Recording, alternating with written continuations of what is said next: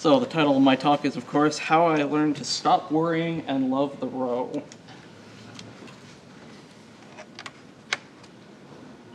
See if this doohickey works. There we go. Hi.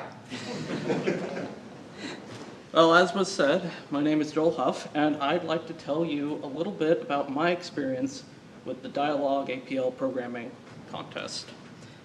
But first, a little bit about me, some background will help with this.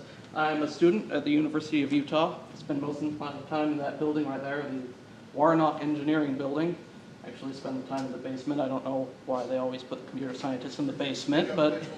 Can't hear you in the back. Oh, right. If you need me to speak louder, just wave. If you need me to be more interesting, just nod off.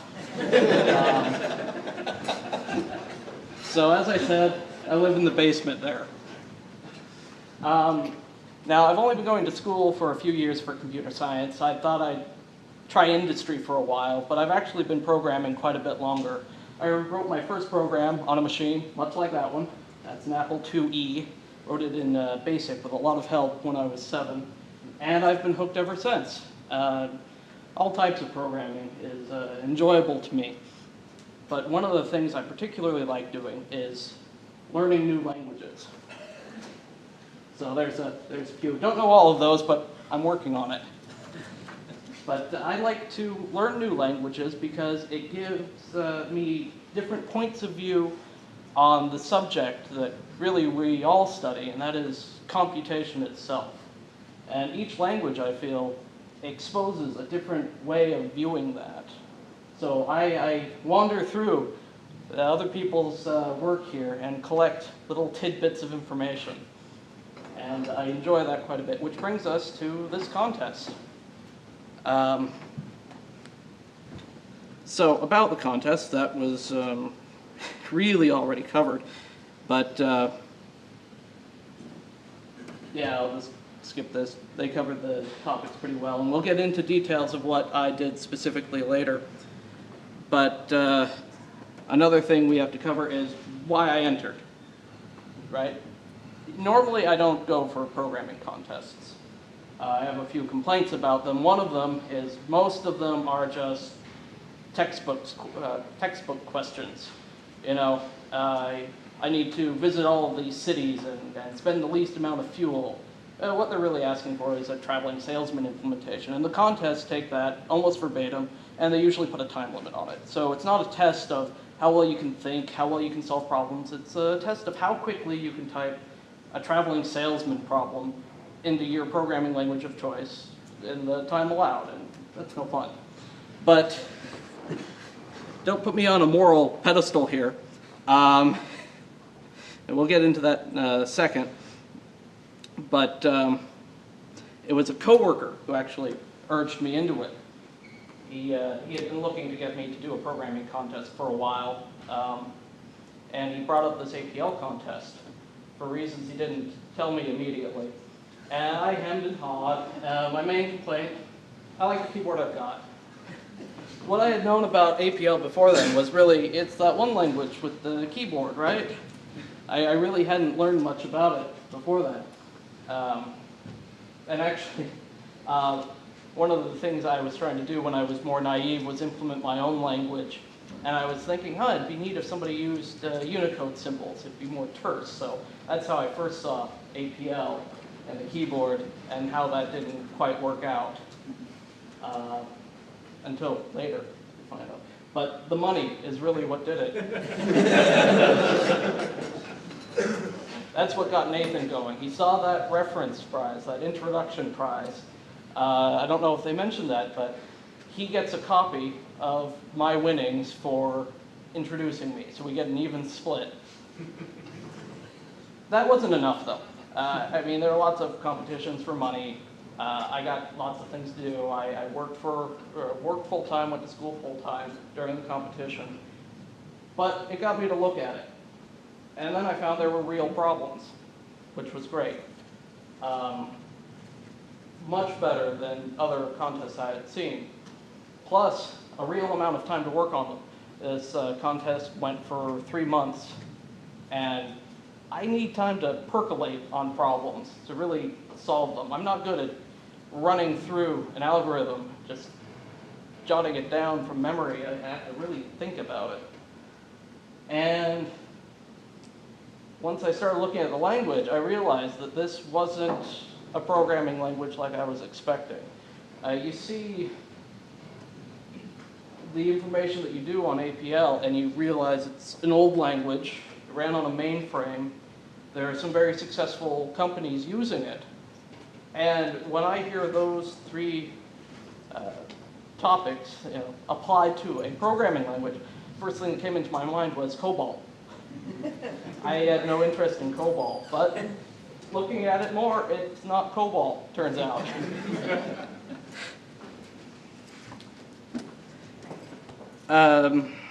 Now, about this talk. This is the wrong talk.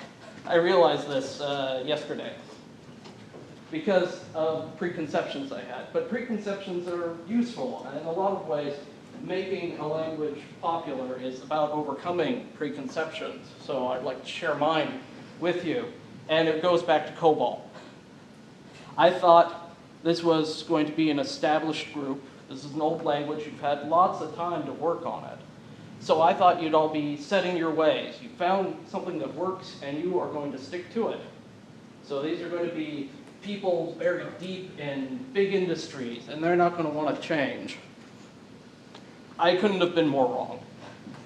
And I realized that talking with each of you, I mean, there are so many small companies and companies that turned into big companies because of APL. It wasn't something that was introduced later. I have had horrible experiences with a system called SAP and its programming language, ABAP, that's also an old language for mainframes. Sort of similar descriptions if you just read the summary page, but it's more what I was thinking that you guys would be. I thought you'd all be kind of like the SAP programmers I know. So this whole talk was written with that point of view.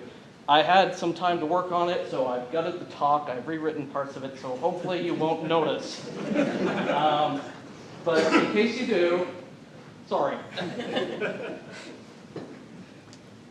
Now, when I learn a language, I immediately compare it to other languages I know. And one of the ways I really like to compare them is to see what the language does by default. What does it make it easiest to do?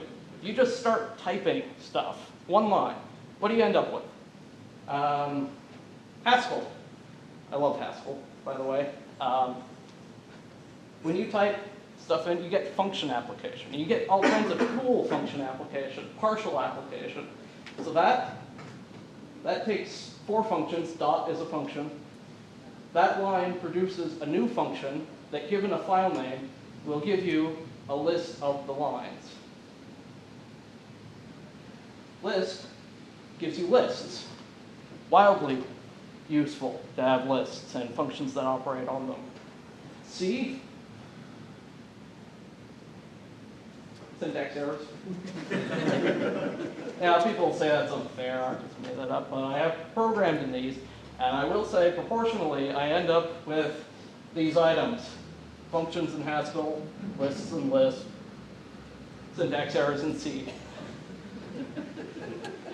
But APL's different. APL gives you arrays.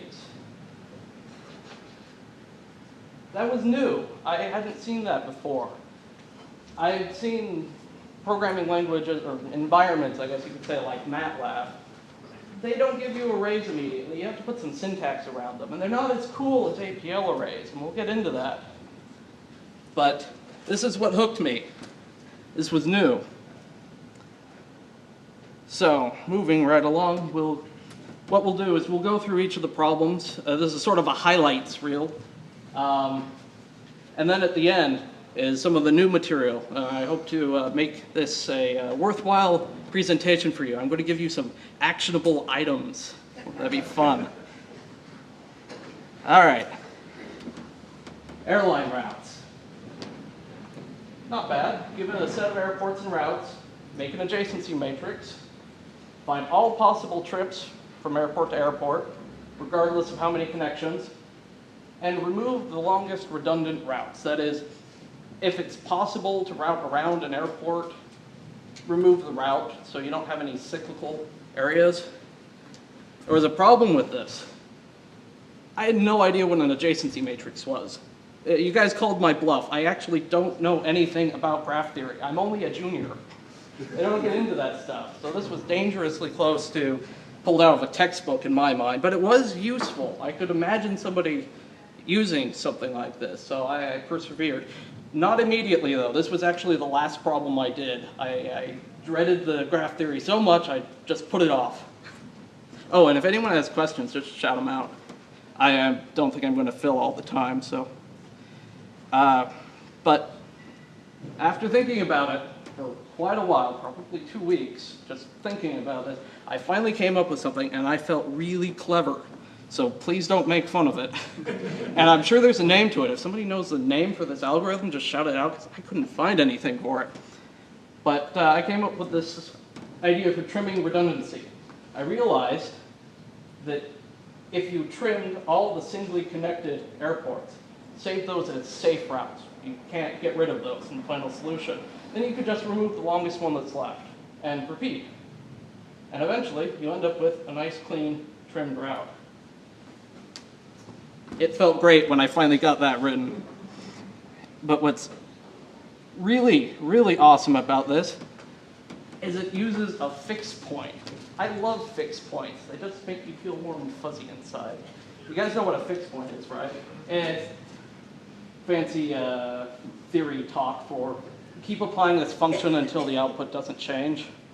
So you take a fixed point with this whole singly connected function on your adjacency matrix there, and it'll just trim all of them until it ends up with nothing but cycles. And then you can trim the longest one. Oh, one side note, circle function. That threw me the first time. I was not expecting selecting the trig function by giving it a numbered parameter, but it turned out to be pretty useful. This is a distance calculation giving latitude and longitude in radians, and that worked well, I think. The next problem was noisy patterns, I guess you could call it. Given a string, add a certain amount of noise to it, just change some characters to an X, I think we did. And then sort of a separate problem, they didn't link as well as the airline one, is given a text pattern, search through a body of text for similar matches up to a certain number of characters of error. This one immediately had some interesting bits to it. One was the add noise. I was going to just use a decimal number, but it bugged me that you'd lose accuracy if you wanted a really minuscule amount of noise. So I did this clever thing with the power there to get two numbers for arguments to roll. So it would give me a number to roll and then both integers, number to roll and a number to check it with. And you just run that through the string there. Note all of the stuff in square brackets. That's something I learned to do partway through. And one of the neat things about APL, one of the neat ideas, is that you can do all kinds of crazy stuff in those square brackets. Now, one thing I have to say, part of this involved a lot of turning strings into lowercase. And for that, I really missed map. Map is a functional term. It's a lot like each. In fact, it's probably exactly like each. But the first year I did this competition, I got 4 out of 5 Rosetta Code challenges. And the one I didn't get, I'm pretty sure it's because I used non-APL-ish solutions. There are a lot of if statements and loops, things like that, not APL. So I was so scarred from that experience that I grouped each with non-APL solutions. Why use it each when you can do something cool with indexing? Which is what I did. There is a to lowercase function using indexing. And that is the coolest thing ever, I think. That was neat when I found that. So finding a text or a pattern in a text kind of naturally suggests to me an n-wise reduce. It's the easy thing. You run a concat operator through there, you end up with all the strings you have to compare. It kind of does all that heavy lifting for you, and it's also horribly boring. I think we could find something cooler. So who needs n-wise reduce? Let's find APL in an APL app. That shouldn't be too hard. So what I did was I would make a copy of the text that we were searching in and rotate it like that. Then I'd check it for equality with the search term to get a binary array, which, props to Dyalog, binary arrays are smaller and faster. You wouldn't believe how many languages don't do that. I don't know. But you sum it up, you compare it with the tolerance, and you've got your positions of found items ready to pull apart and present for display. Next was image processing. We had grayscale to RGB conversion. We had scaling, the convolution matrices, and the Gaussian matrix. So I did this one twice. I thought it was so much fun. The first time, I desperately wanted to use rotate on something really badly. Rotate is pretty cool. So eventually I ended up with something like this. My version actually used a multi-dimensional array rather than nested arrays. And then I was crushed, absolutely crushed, when I read something very much like this in a paper about APL medical imaging. Not only is it cleaner, it's faster. And that just wouldn't do. So I found a flaw in it. You make your matrix too big, it doesn't work. It runs out of memory. So I'll show you what it does here. Oh, I think I'm going to show you my solution first. It's big and it's ugly, and you probably shouldn't pay too much attention to it. I feel really embarrassed about my code now. Watching all these other presentations, I'll see some snippet that somebody will put up there. Oh, why didn't I do that? So this probably isn't the best way you can do it, but it worked for me. This is using a lot of array slicing and some lookup tables. And it does handle bigger matrices, so it's a little slower than the other one. But I think I got the best of both worlds. I try the first one, and I've got an error trap. So if I run out of workspace memory, I try this one. So hopefully that helped with the grading if you were looking at the timing. Oh, a little bit of operator trivia. This was just too easy to even mention, and that was not even a problem. So, oh, I don't have my animation. I wonder where that went. Oh, short on time anyway, probably. DNA bind sites. That was not a hard problem to solve, but it was fun. Mostly because if you start looking up some of the terms, you can end up wandering around Wikipedia for days. Genetics is fun stuff, but the problem actually wasn't too bad. The idea is you've got a matrix that represents the likelihood of a DNA sequence binding in any given place. And given a sequence, you should be able to see the likelihood of a binding happening in subsequence. So the neat part there, I'll just give you the gist of it, is this. And again, look at how much is in those square brackets. This whole line just about is inside square brackets. That's amazing. If anyone is really curious to look at my code, I've got a copy of the whole code thoroughly commented if you want to look at it. So don't worry if I'm going through these too quick. You can find the code. Next was finding keywords in articles. So this involved tokenizing strings, creating a dictionary. A dictionary is just a unique set of the words contained in the article titles, and then searching for titles given another set of words. You're checking for cosine similarity. I was happy about this because I have done work with cosine similarity, so this was the one I tackled first. Here's my tokenize. That also includes another lowercase I had learned since the last one. This one not only lowercases, but removes symbols. I think that's pretty neat that you can do that with indexing. Also, this migration level thing, that kept bothering me. I don't know if there's a story behind that, but all right, it kind of felt like that, but I like migration level 3 for this partition instead of partition enclosed. It makes the tokenizing much easier, I think. Blame IBM. IBM? Okay, that's fine. I can do that. Good at that. And what index order are you working in primarily? 1. 1? I think I heard the question, so if I answered the wrong thing, okay. All right, this is occurrence counting, which was also neat. I forget why immediately, so if I look at it for a second, maybe if one of you can notice why this is neat, tell me. I think it was the sort idiom, actually. Oh, it ate my curly braces too. Yep. It does that. Imagine curly braces. Then that's very neat. The idiom list, you guys should really hype the idiom list. I didn't find it until much later, and I had to go through my code again, changing everything to match the idiom list. All right, some trouble I had with APL. Now this is left over from the old talk, so this was when I didn't want to upset anyone by giving you the real problems.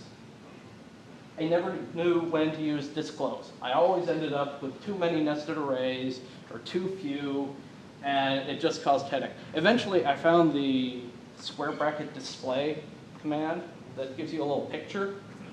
Really helpful. Along with the time command I found in one of the workspaces. I can't believe I missed the profiling. One of the things where I smacked my forehead is Dyalog 13.0 includes this really neat profiling tool. I was using this little function that just spat out how long it took to run an argument. I could have had profiling. And then functional impedance mismatch, I call it. I really, really wanted to use my old functional programming ideas. I wanted a filter, I wanted a fold, I wanted a map. But that's not the way to do it at APL. And I was always pleased when I found a different solution that to me was more APL and therefore more cool. Now some favorite moments. These are the epiphanies I had after hours of fevered dreams. Finally, the solution would come to me, and there it is. All trips, that was from the airline solution. Throw an adjacency matrix in there using Boolean operators because it's much faster. And a fixed point. Love fixed point. It gives you all the possible trips. That's great because that took my airline route finding problem from taking about 5 minutes on the sample to less than a second. It was amazing. Then the two lower, we already talked about that. Convolve, already talked about that. Cosine, the cool thing there is right there. Because I have written that particular function in more than a few languages, and it was always a horrible pain, mostly because I had to implement a vector class almost every time. It's not standard for other languages to be able to handle applying functions in strange ways across arrays. So usually if you need something like a cosine or a dot product or a cross product, you not only have to write the function, you have to write the classes to support the function. So to have it only take that much code was such a relief. And then the good old sort idiom. Although there's a little bit of trouble hidden here, pulling out the fourth column, I would have much rather had records of some sort. That was for the airline problem, and I made an augmented matrix that included IDs and distances, and I really could have used a record of some sort, so I could have called it out by name, but it worked well enough. I only had 6 columns. So on to the, oh, question. Is there? Yep.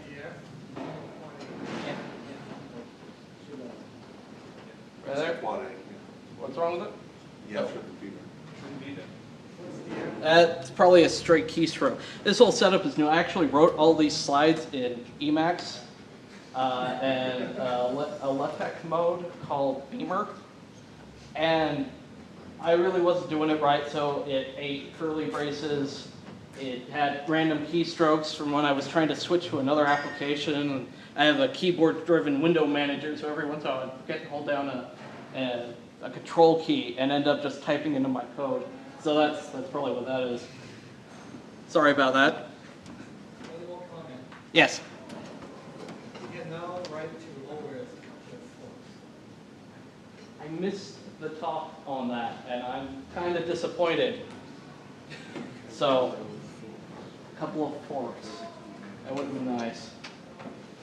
There was something else that they, not yet, that was introduced, and I'm trying to remember what it was. I'll get back to it, but there was another thing that was just introduced. It would have made one of these so much easier, but I didn't have it. So, let me think on that. See if I can remember it while I am discussing the real problems. In talking to all of you wonderful people, one of the questions I get consistently asked is, how can we get APL to be more popular with students? How can we get it in there? How can we get people excited about it? So I thought about that. And I've got a few answers, probably not complete, of course. But these are what I do when I find a new language, the steps I go through. To get to APL, it took the prodding of a coworker who effectively Dyalog bribed. But I have picked up other languages earlier. And I usually have a set of steps I go through, the phases of me learning a language. First, I try it online. Have you guys seen that? I don't know how much of you go browsing for, Python and Ruby stuff. Let me see if I can switch monitors here without causing too much havoc. Nope, wrong one. Nope. Oh, I know I have it somewhere. Oh, you know what? I covered it up. Let me just... There we go. You remember that. Try Haskell. There we go. So this is a website, tryhaskell.org. It's usually how it goes, trywhateverlanguage.org. You can type Haskell code in there, hit enter, and it will evaluate it and give you the result. Absolutely zero barrier to entry for trying Haskell. And this isn't a unique thing. I've got a list. Here's Scheme. Here's Ruby. And of course, being Rubyists, there are cartoon weasels all over this thing. There's one there. That appears to be a smiley face croissant, but, Ruby.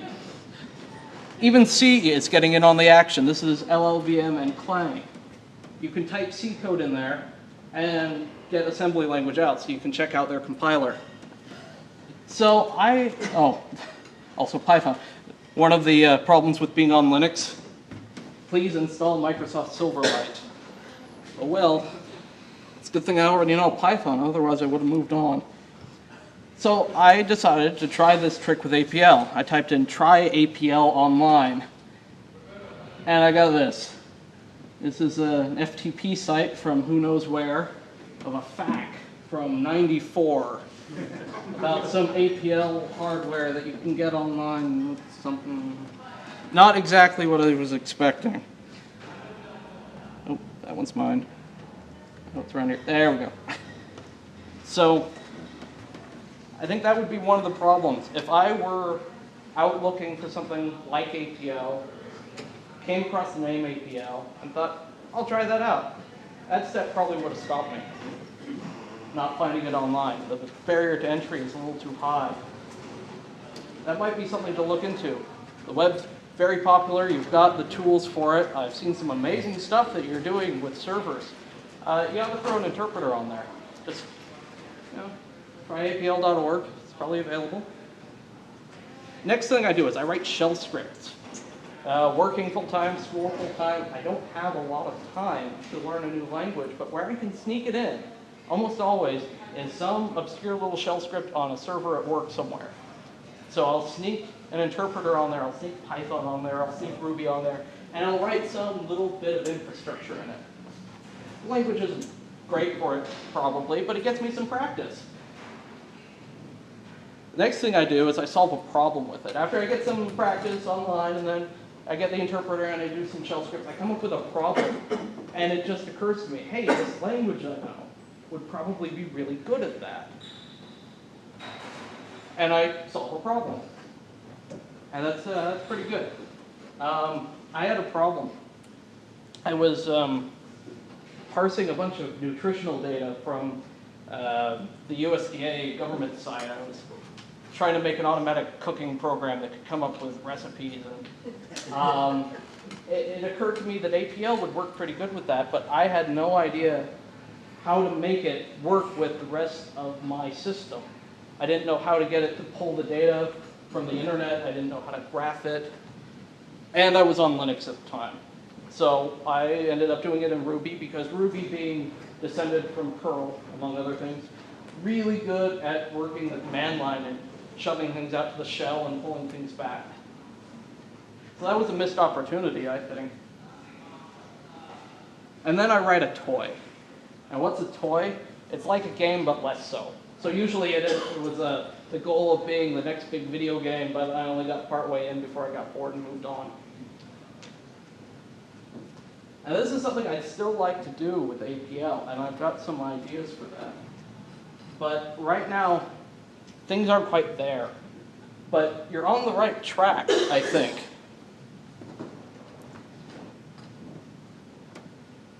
A lot of the web stuff is becoming very important. In fact, you could say it already is. I mean, it took Ruby, a fairly obscure language out of Japan, to a worldwide phenomenon when they came up with Ruby on Rails.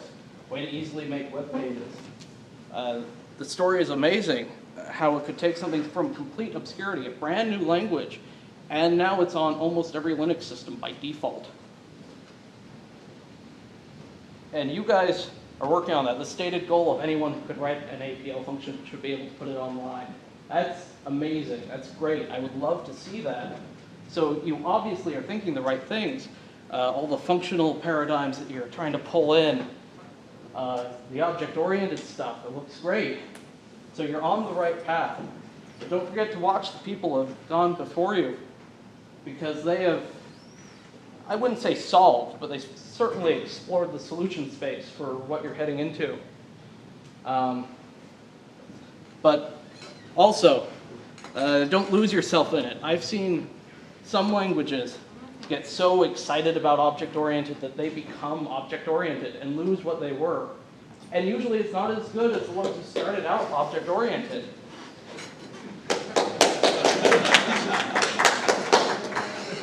And APL has something special. It's new, it's different, to me anyway, for somebody who hadn't learned an array-oriented programming language. So while I'd love to see those other paradigms, don't let it kill what you've got. So that's it. That's what I have. Questions?